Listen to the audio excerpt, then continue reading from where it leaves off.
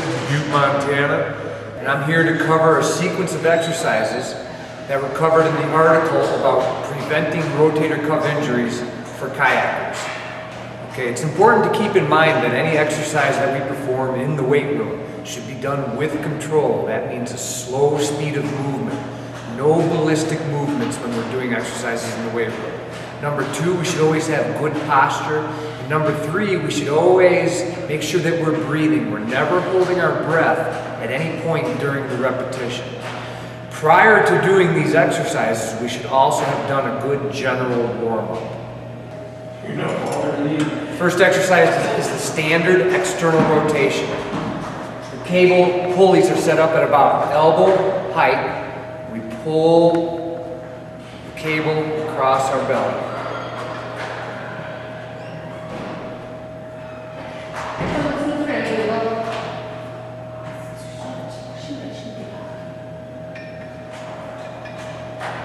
I'm going to stop with about 3 repetitions on each exercise. But you would continue for 8 to 15 repetitions. Okay, the next exercise is with an abducted shoulder. So my arm is moved away from my body, but I still externally rotate at the shoulder. We can move the pulleys up to about shoulder height.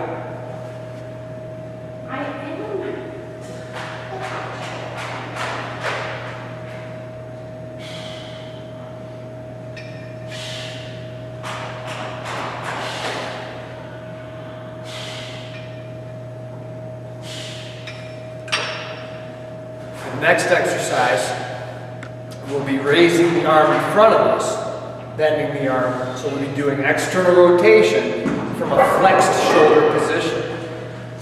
So I leave it at about the same height, at about shoulder height. Pull the arm across, and we externally rotate, leaving the upper arm in that flexed position.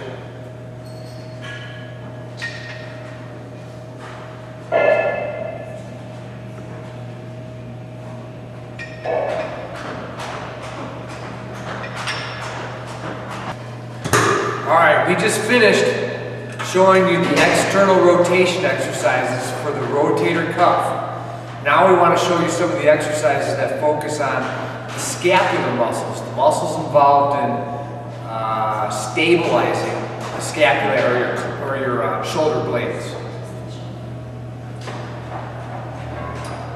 The first exercise in the article that we showed you was this cable rowing movement. It's kind of hard to see in the article that we're starting off with a retraction movement. And the retraction movement is best done if you pretend that somebody's fingers are vertically placed along your spine. So the first movement is to squeeze your shoulder blades together as if you're squeezing those fingers on your spine. Then we pull back. Then we allow the weight to go away from us. And then we finish with protraction.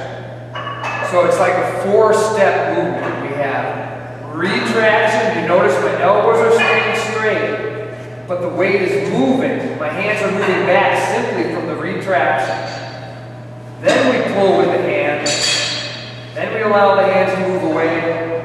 And then we protract. So a 1 through 4-step movement is 1, 2, 3, 4, and 1, 2, 3, 4.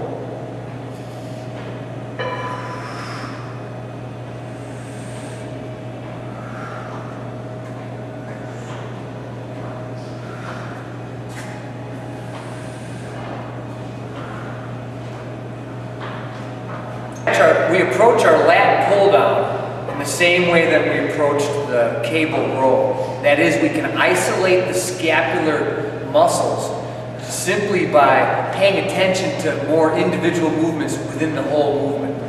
So there's also a 4-step movement with the lat pull down that can isolate some of the scapular muscles. So instead of just pulling down and up, now going to allow our hands to be pulled down, but if you notice, my elbows are still straight. So the hands weren't pulled down by anything other than the scapular depressors. So the muscles pull down on the scapula. Then we pull the bar to the chest. Then we allow the bar to come away from the chest. And then we elevate.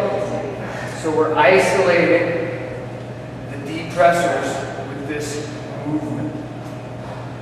4 steps. 1, 2, 3, 4. 1, 2, 3, 4. All right, just like the other exercises, we can choose to do these scapular movements in an isolated fashion, or we can implement them with other exercises. So we implemented retraction with the cable pull. We implemented depression with the lat pull down. And this is another exercise that we can implement depression with. This is a modified dip. So a lot of times what you see is people doing a dip movement just like this.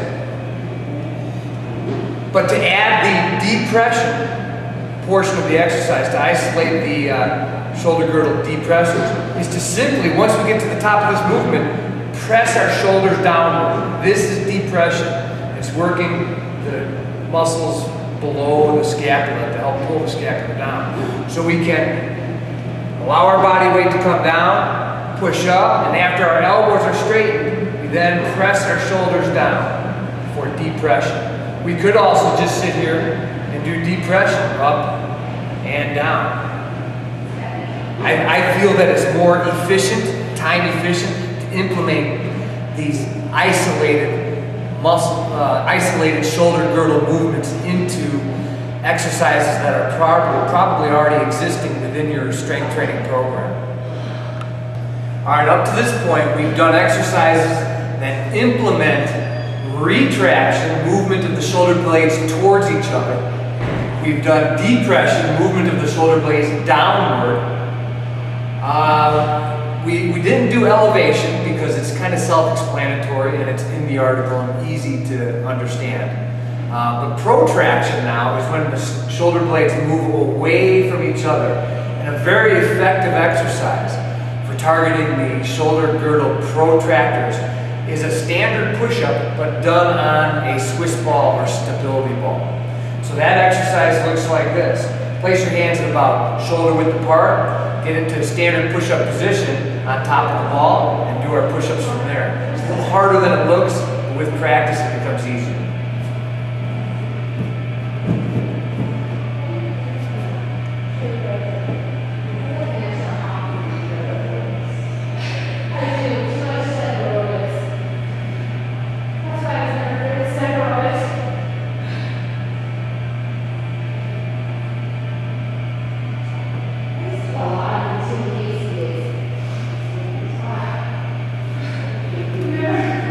So those are most of the exercises covered in our article.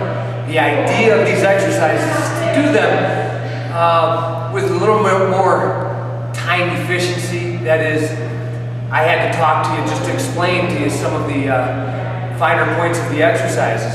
But you'll be able to go from one exercise to the next, to the next, to the next, and hopefully they'll be a part of your existing strength and conditioning routine to help prevent shoulder injuries. If you guys have any questions, feel free to email me. We look forward to talking to you soon.